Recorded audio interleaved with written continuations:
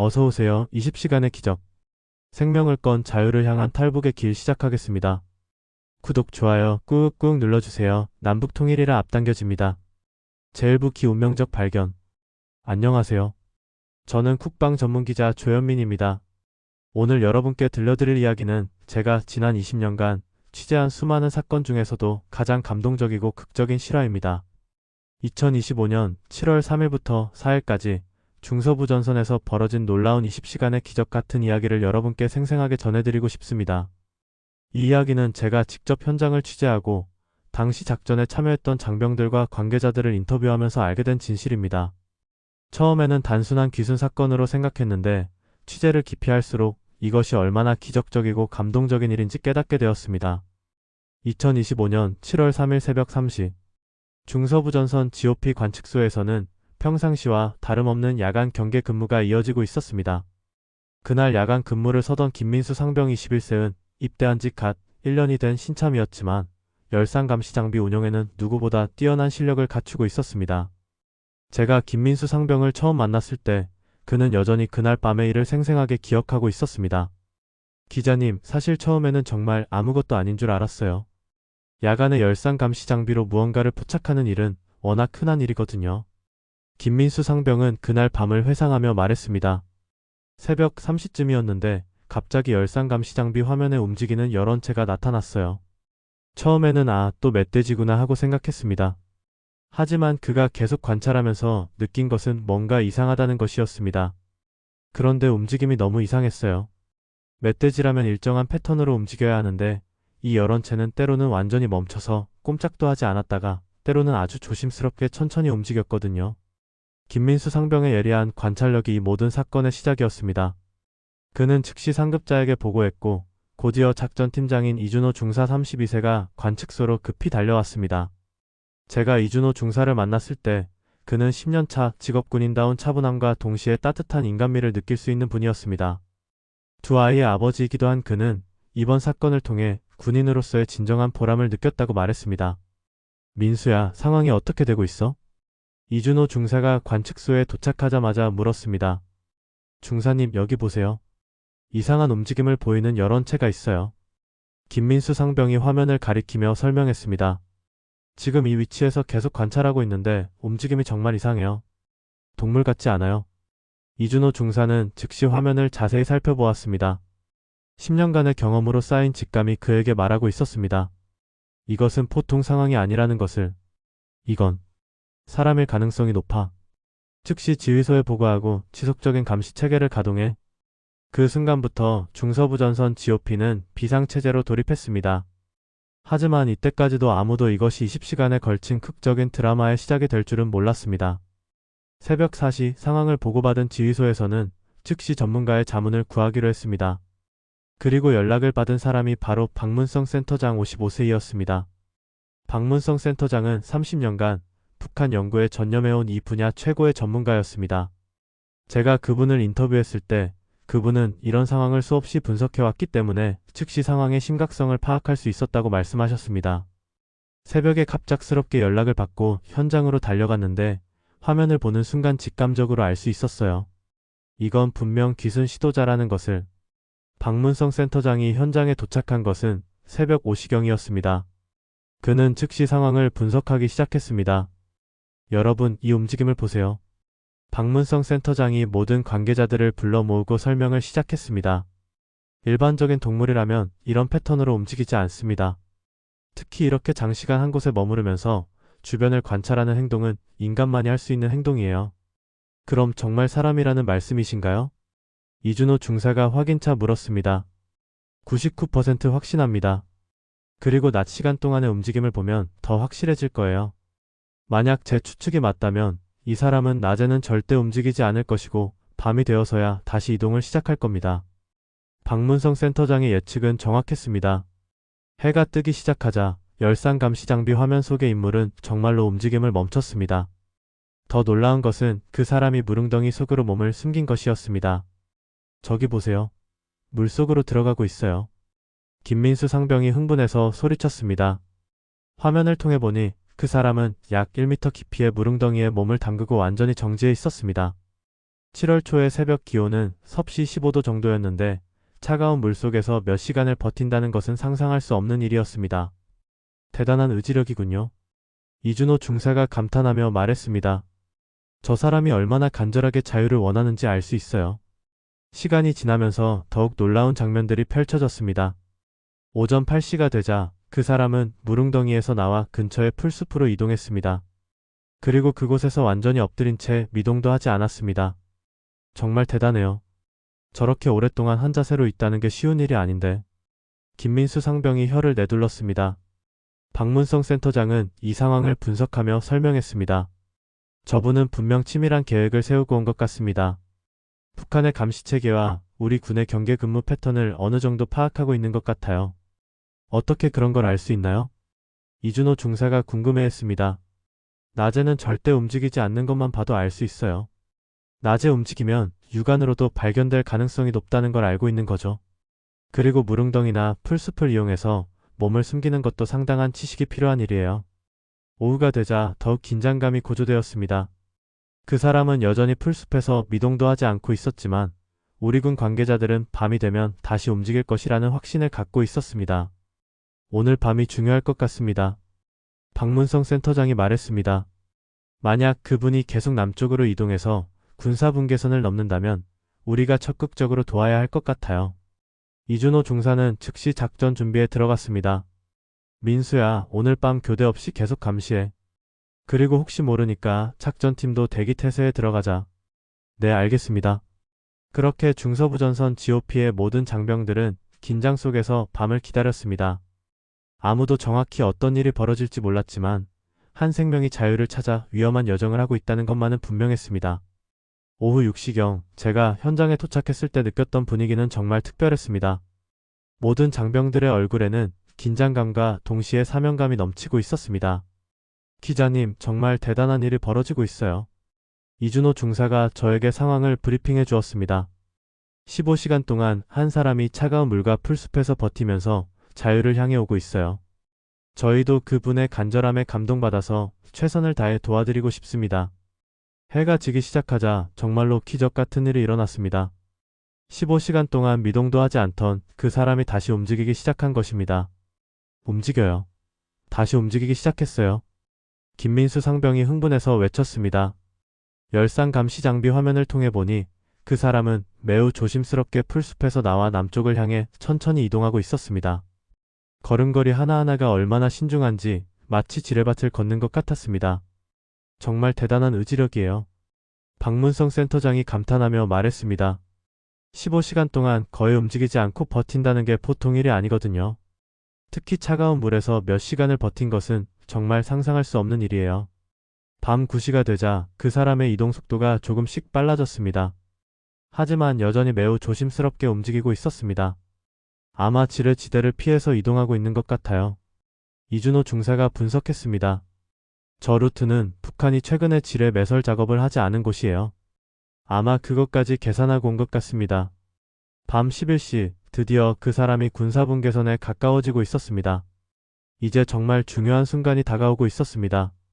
준비됐나? 이준호 중사가 작전 팀원들에게 물었습니다. 네, 준비 완료됐습니다. 모든 팀원들이 한 목소리로 대답했습니다. 그들은 지금까지 20시간 가까이 한 사람의 자유를 향한 여정을 지켜봤습니다.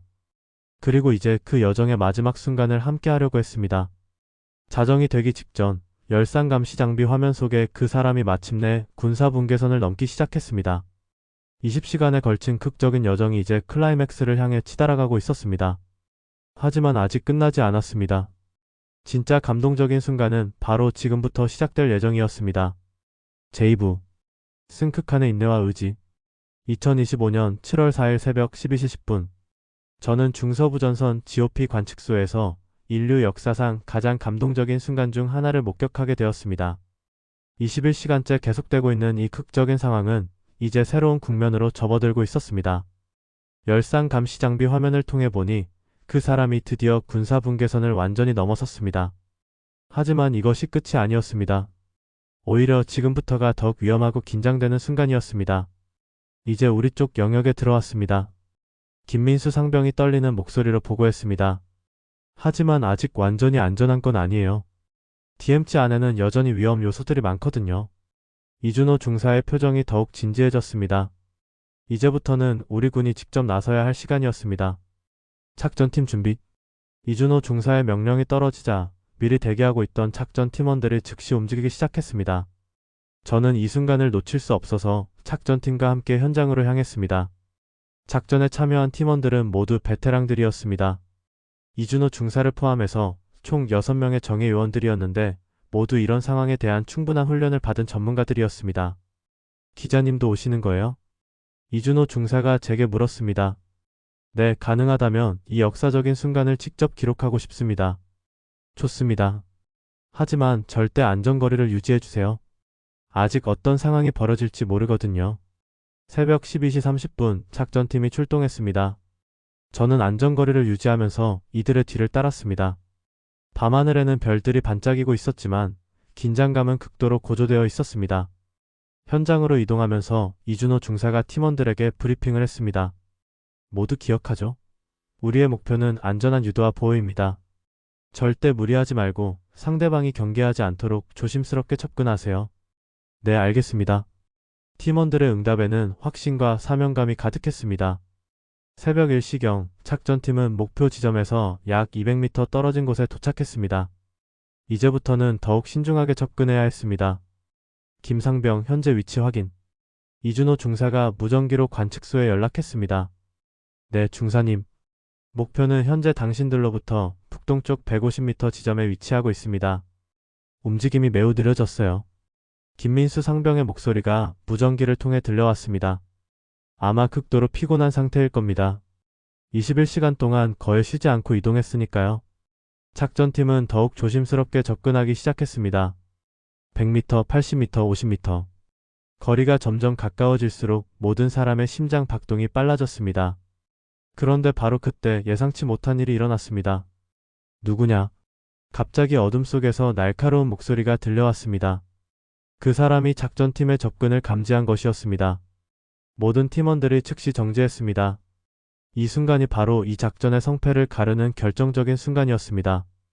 21시간 동안 극한의 상황을 견뎌온 그 사람의 목소리에는 경계심과 동시에 두려움이 섞여 있었습니다. 자유를 찾아 목숨을 걸고 온 사람이 마지막 순간에 느끼는 복잡한 감정을 저는 그 목소리에서 느낄 수 있었습니다. 이준호 중사는 잠시 침묵했습니다. 이 순간의 첫마디가 얼마나 중요한지 그도 잘 알고 있었기 때문입니다. 그리고 몇 초의 침묵 후 그가 입을 열었습니다. 우리는 대한민국 국군입니다. 이준호 중사의 목소리는 놀랍도록 차분하고 따뜻했습니다. 우리가 안전하게 안내하겠습니다. 이 한마디에 담긴 의미는 정말 컸습니다. 단순히 신분을 밝히는 것이 아니라 21시간 동안 자유를 찾아 헤매온 한 사람에게 진정한 희망을 주는 말이었습니다. 어둠 속에서 잠시 침묵이 흘렀습니다. 아마 그 사람도 이 순간의 의미를 충분히 이해하고 있었을 것입니다. 21시간 동안 꿈꿔왔던 그 순간이 바로 지금이라는 것을. 정말 대한민국 군인이십니까? 떨리는 목소리로 다시 물어왔습니다. 그 목소리에는 믿을 수 없다는 기쁨과 안도감이 섞여 있었습니다. 네, 맞습니다. 안전합니다. 이제 걱정하지 마세요. 이준호 중사가 더욱 다정한 목소리로 대답했습니다. 그 순간 어둠 속에서 한 사람의 실루엣이 천천히 일어났습니다. 21시간 동안 웅크리고 숨어있던 한 인간이 마침내 자유의 땅에서 일어선 순간이었습니다. 저는 북한에서 온 민간인입니다. 그 사람의 목소리가 떨리고 있었습니다.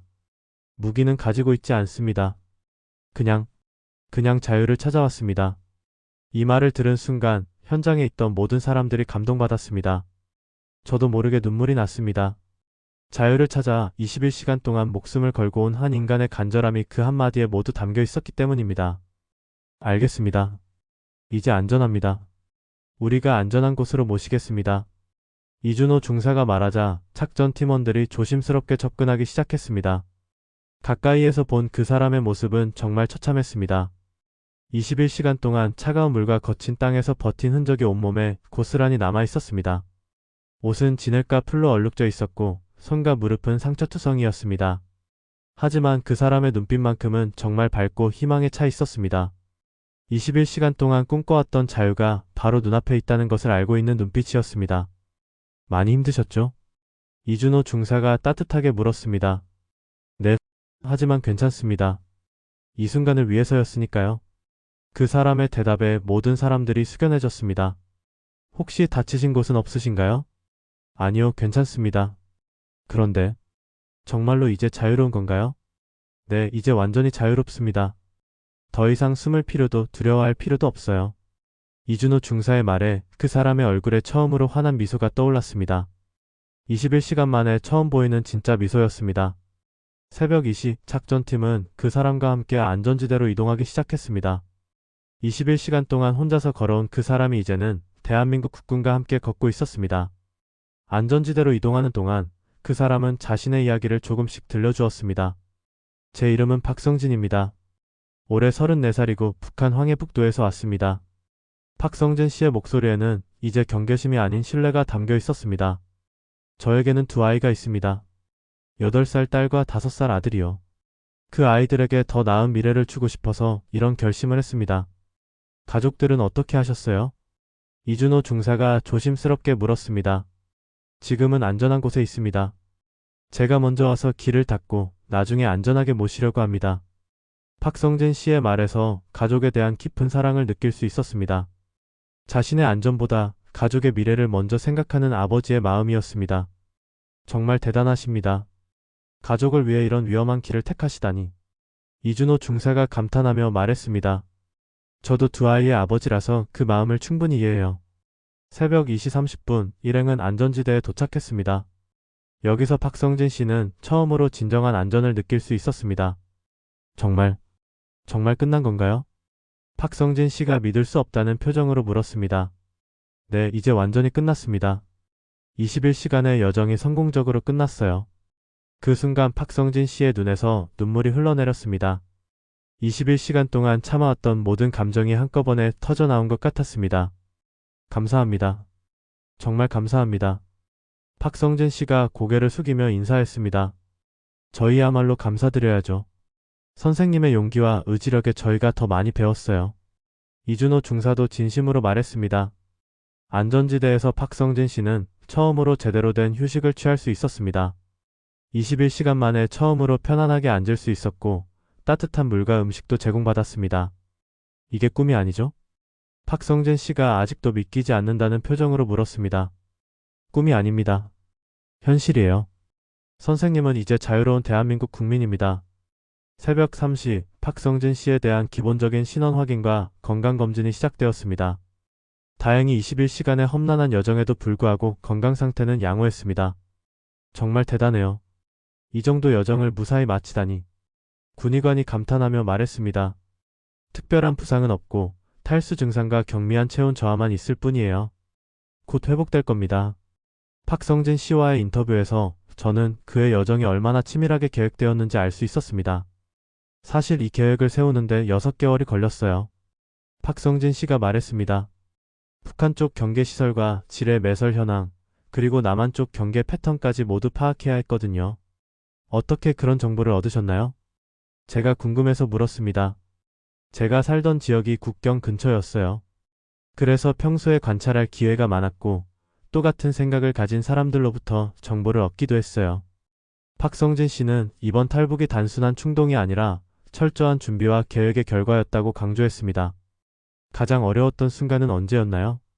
물속에서 버틸 때가 가장 힘들었어요. 체온이 계속 떨어지는데 움직일 수도 없고. 그때 정말 포기하고 싶었어요. 그럼 어떻게 버티셨어요? 아이들 생각을 했어요. 제가 여기서 포기하면 아이들의 미래도 없어진다고 생각하니까 버틸 수 있었어요. 박성진 씨의 말에서 아버지로서의 강인한 의지를 느낄 수 있었습니다. 새벽 4시 박성진 씨는 처음으로 나만의 음식을 맛보았습니다. 따뜻한 라면과 김밥이었는데 그의 반응은 정말 감동적이었습니다. 이렇게 맛있는 음식을, 그리고 이렇게 따뜻하게 대해주시다니. 박성진 씨가 눈물을 글썽이며 말했습니다. 당연한 거예요. 선생님은 이제 우리 가족이니까요. 이준호 중사의 말에 박성진 씨가 고개를 끄덕였습니다. 새벽 5시 본격적인 디브리핑이 시작되었습니다. 박문성 센터장도 다시 현장에 와서 박성진 씨와 면담을 했습니다. 정말 대단한 여정이었습니다. 박문성 센터장이 진심으로 말했습니다. 선생님의 용기와 지혜에 깊은 감명을 받았어요. 감사합니다. 하지만 저 혼자만의 힘으로는 불가능했을 거예요. 많은 분들의 도움이 있었기 때문에 가능했어요.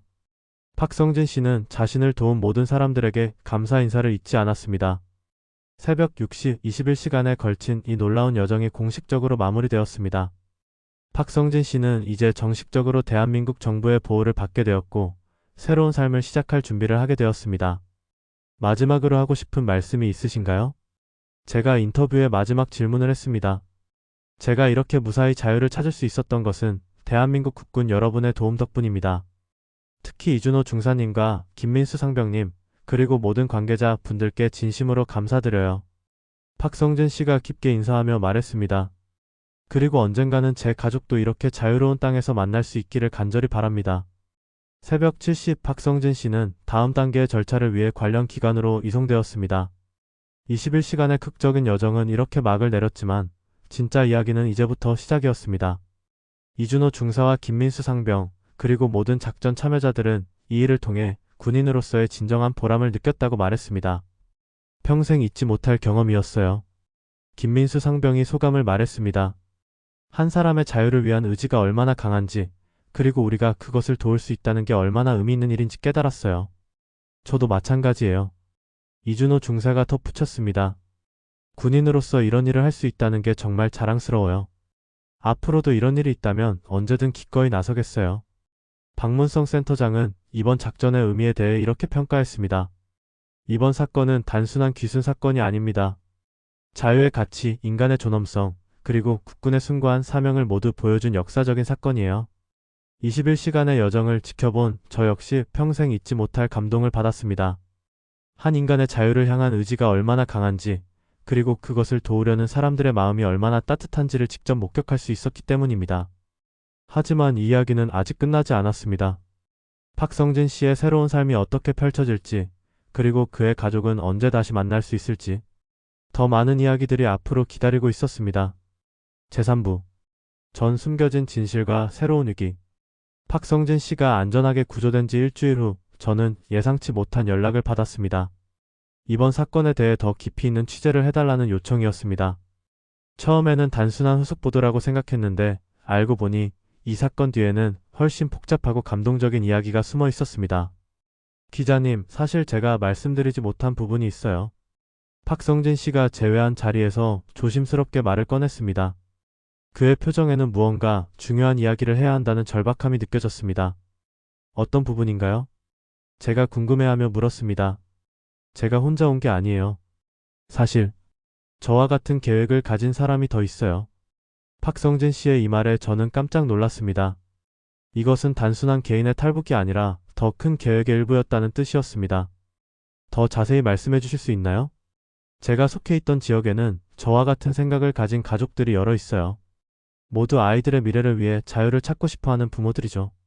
박성진 씨는 잠시 망설이다가 계속 말했습니다. 저는 그들의 선발대 역할을 한 거예요. 제가 안전하게 정착하면 다른 가족들도 안전한 방법을 찾을 수 있을 거라고 생각했거든요. 이 말을 듣고 저는 이 사건의 진정한 의미를 깨달았습니다. 박성진 씨의 21시간 여정은 단순히 한 개인의 탈북이 아니라 여러 가족들의 희망이 걸린 중요한 시험이었던 것입니다. 그럼 다른 분들도 곧 오실 예정인가요? 아직 확실하지는 않아요. 하지만 제가 성공했다는 소식이 전해지면 분명 용기를 낼 거예요. 박성진 씨의 말에서 책임감과 동시에 걱정이 느껴졌습니다. 며칠 후 정말로 놀라운 소식이 들려왔습니다. 북한에서 또 다른 가족이 탈북을 시도하고 있다는 정보가 포착된 것입니다. 기자님, 긴급 상황입니다. 이준호 중사가 다급하게 전화를 걸어왔습니다. 무슨 일인가요? 또 다른 탈북 시도가 포착됐어요. 이번에는 가족 단위인 것 같습니다. 저는 즉시 현장으로 달려갔습니다. 일주일 전과 똑같은 중서부전선 GOP 관측소에서 또 다른 드라마가 시작되고 있었습니다. 상황이 어떻게 되고 있나요? 제가 도착하자마자 물었습니다. 이번에는 더 복잡해요. 김민수 상병이 설명했습니다. 열상 감시 장비로 확인한 결과 총 4명인 것 같아요. 아마 부부와 아이들로 추정됩니다. 4명의 가족이 함께 탈북을 시도한다는 것은 훨씬 더 위험하고 복잡한 상황이었습니다. 특히 아이들이 함께 있다면 변수가 너무 많았습니다.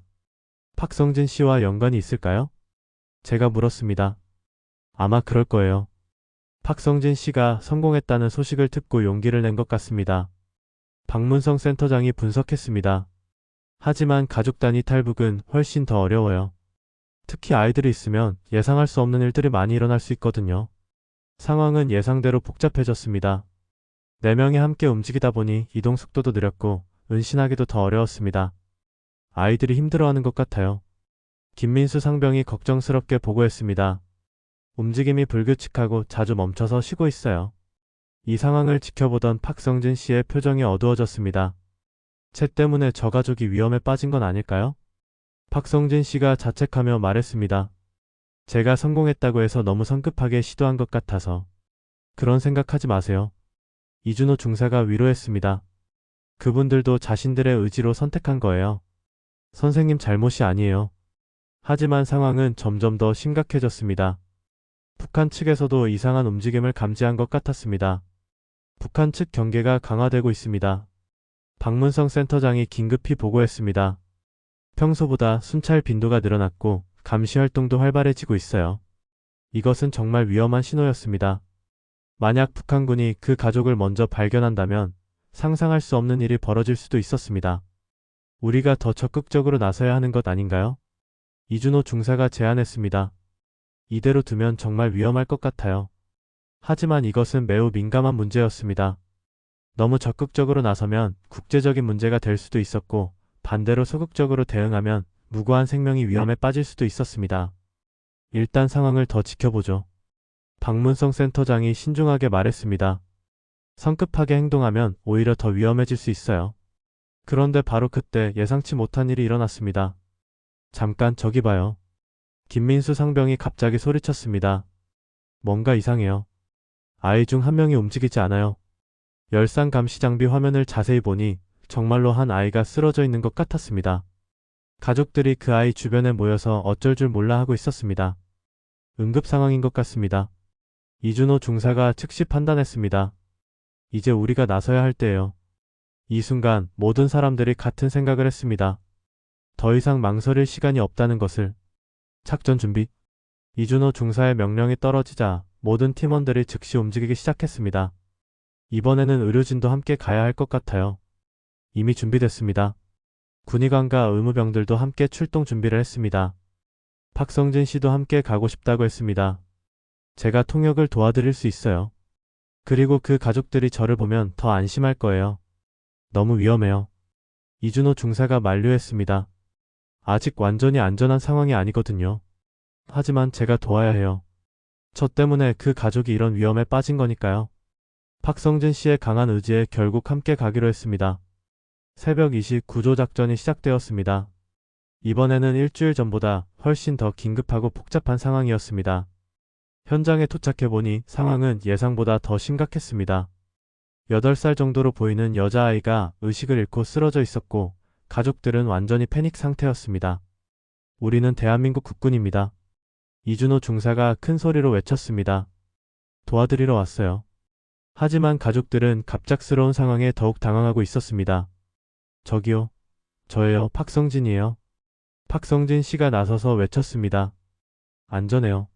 저분들이 저를 도와주신 분들이에요. 박성진 씨의 목소리를 듣자 그 가족들의 표정이 조금 누그러졌습니다.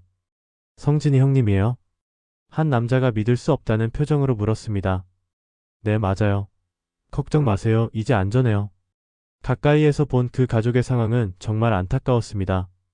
부부와 두 아이였는데 막내딸이 탈진으로 쓰러진 상태였습니다. 즉시 응급처치가 필요해요.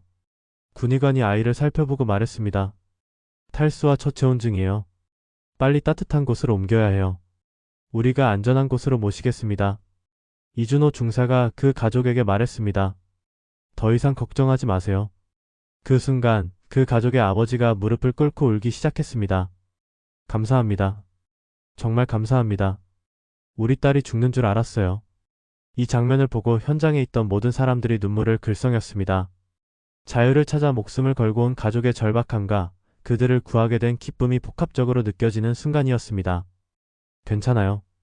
이제 모든 게 끝났어요. 박성진 씨가 그 가족을 위로했습니다. 우리 모두 자유를 찾았어요. 새벽 4시 4명의 가족이 모두 안전하게 구조되었습니다.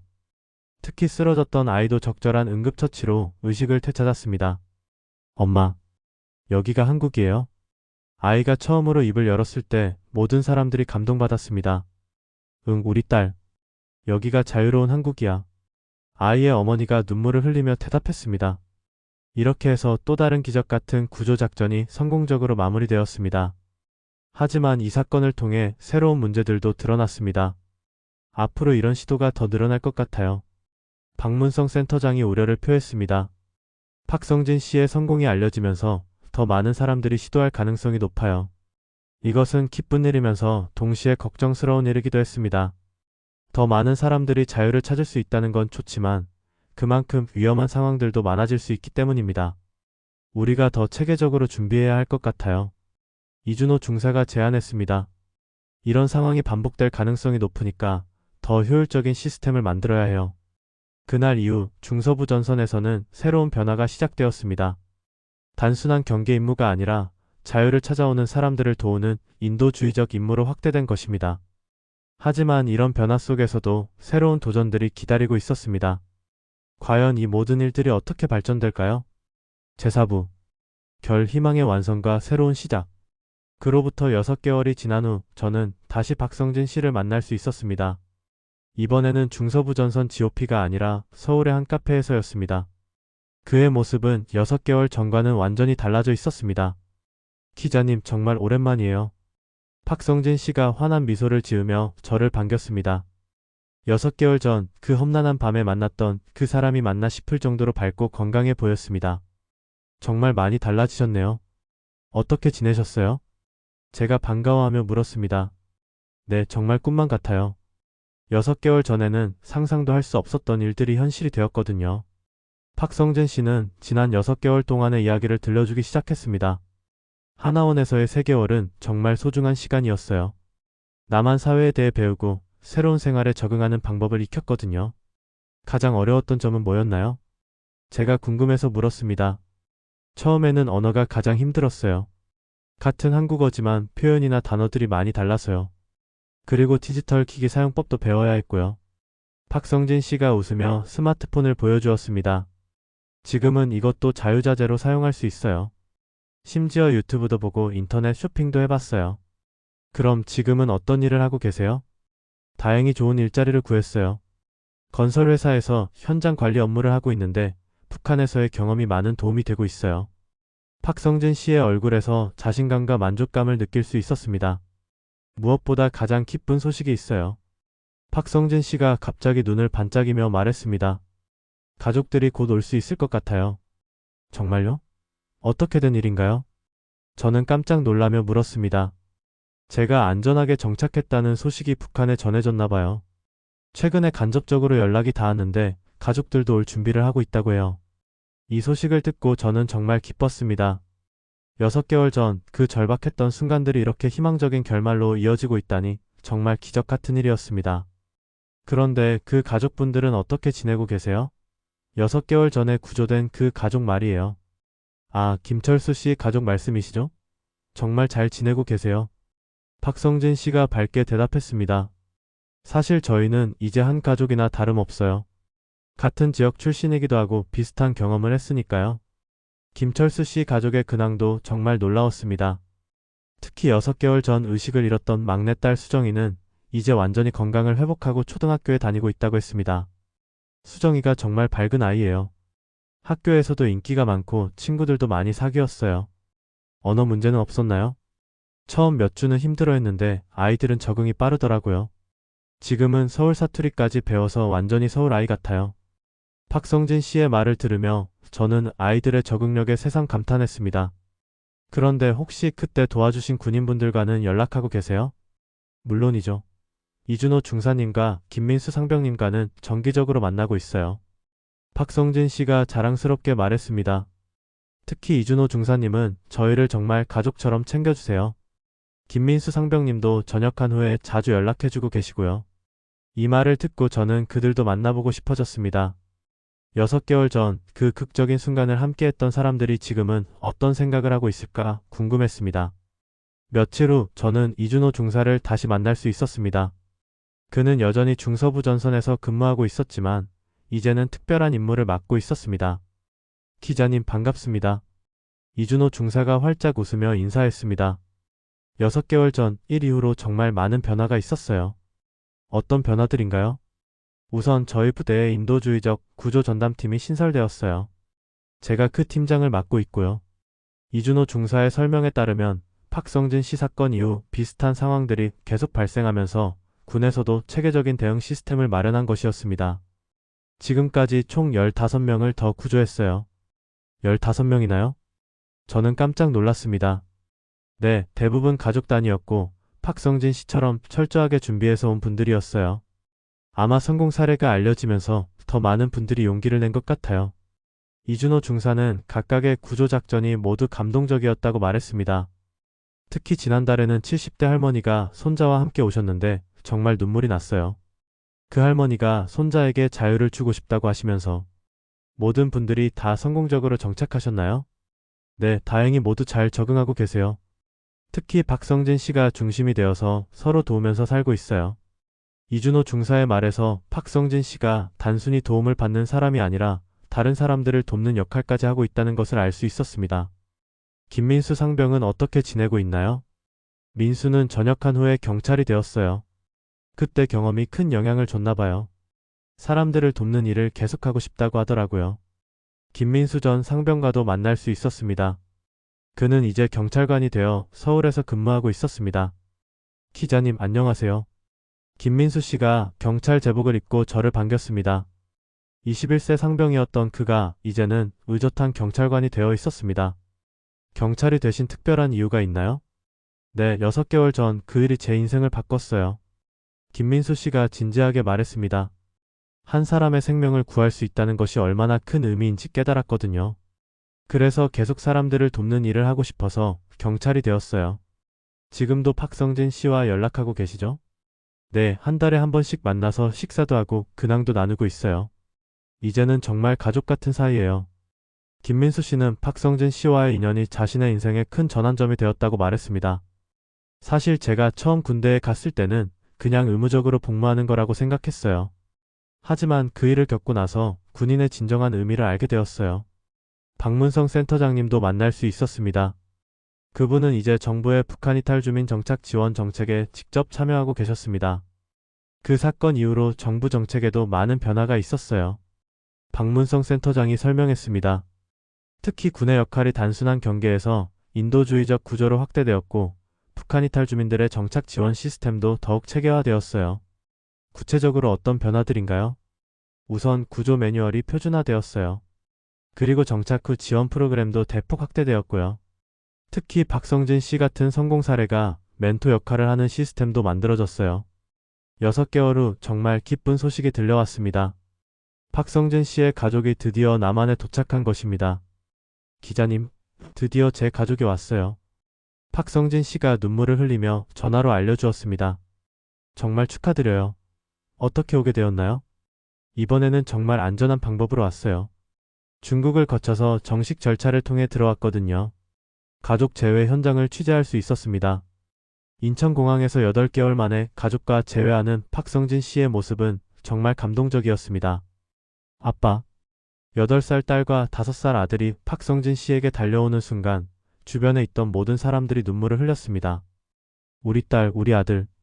정말 보고 싶었어. 박성진 씨가 아이들을 꼭 안으며 말했습니다. 아빠가 약속한 대로 자유로운 땅에서 만났지? 네, 여기가 정말 자유로운 나라예요? 딸이 순진하게 물었습니다. 응, 정말 자유로운 나라야. 이제 우리 가족 모두 행복하게 살 수 있어. 이 장면을 보며 저는 8개월 전 그 극적인 21시간이 이렇게 아름다운 결말로 이어졌다는 것에 깊은 감동을 받았습니다. 1년 후 저는 중서부 전선을 다시 방문했습니다. 그곳에는 이제 자유의 길이라는 작은 기념비가 세워져 있었습니다. 이 기념비는 박성진 씨를 비롯해서 자유를 찾아 이곳을 통과한 모든 분들을 기리는 것입니다. 이준호 중사가 설명했습니다. 지금까지 총 50여 명이 이곳을 통해 자유를 찾았어요. 기념비에는 간단한 문구가 새겨져 있었습니다. 자유를 향한 용기는 그 어떤 장벽도 뛰어넘는다. 1년 후 박성진 씨를 다시 만났을 때 그는 완전히 새로운 사람이 되어 있었습니다. 기자님, 정말 놀라운 소식이 있어요. 박성진 씨가 신이 나서 말했습니다. 제가 북한 이탈 주민 지원센터에서 상담사로 일하게 되었어요. 정말요? 어떤 일을 하시는 거예요? 새로 오시는 분들의 적응을 도와드리는 일이에요. 제가 겪은 경험을 바탕으로 실질적인 도움을 줄 수 있거든요.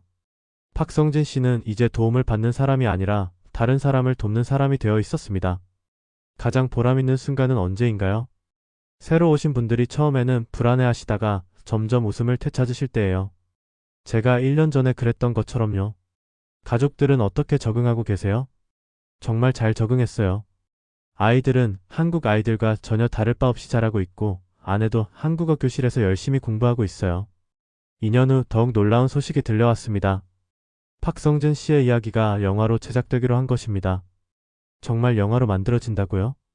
네, 21시간의 기적이라는 제목으로 만들어질 예정이에요. 박성진 씨가 자랑스럽게 말했습니다. 제 이야기가 더 많은 사람들에게 희망을 줄 수 있다면 정말 기쁠 것 같아요. 영화 제작 발표회에서 박성진 씨는 이렇게 말했습니다. 이 영화가 단순한 탈북 이야기가 아니라 자유의 소중함과 인간의 존엄성에 대한 이야기로 받아들여지기를 바랍니다. 그리고 저를 도와주신 이준호 중사님, 김민수 씨, 박문성 센터장님, 그리고 모든 분들께 다시 한번 감사드려요. 현재 박성진 씨는 북한 이탈 주민 지원 분야의 전문가로 활동하고 있습니다. 그의 21시간 여정은 이제 수많은 사람들에게 희망과 용기를 주는 이야기가 되었습니다. 이준호 중사는 소령으로 진급해서 여전히 인도주의적 구조 업무를 담당하고 있고 김민수 씨는 경찰관으로서 시민들의 안전을 지키고 있습니다. 박문성 센터장은 정부의 통일 정책 수립에 직접 참여하며 더 나은 미래를 위해 노력하고 있습니다. 그리고 무엇보다 중요한 것은 박성진 씨의 용기 있는 21시간이 단순히 개인의 성공으로 끝나지 않고 더 많은 사람들에게 희망의 길을 열어주었다는 것입니다. 지금도 어딘가에서 자유를 꿈꾸는 사람들이 있을 것입니다. 그리고 그들에게 박성진 씨의 이야기는 분명 큰 용기가 될 것입니다. 21시간의 기적은 이렇게 계속되고 있습니다. 한 사람의 용기가 만들어낸 기적이 더 많은 기적들을 낳고 있는 것입니다. 이것이 제가 여러분께 들려드리고 싶었던 21시간의 기적, 생명을 건 자유를 향한 여정의 완전한 이야기입니다. 감사합니다. 구독, 좋아요 꾹꾹 눌러주세요. 남북 통일이 앞당겨집니다.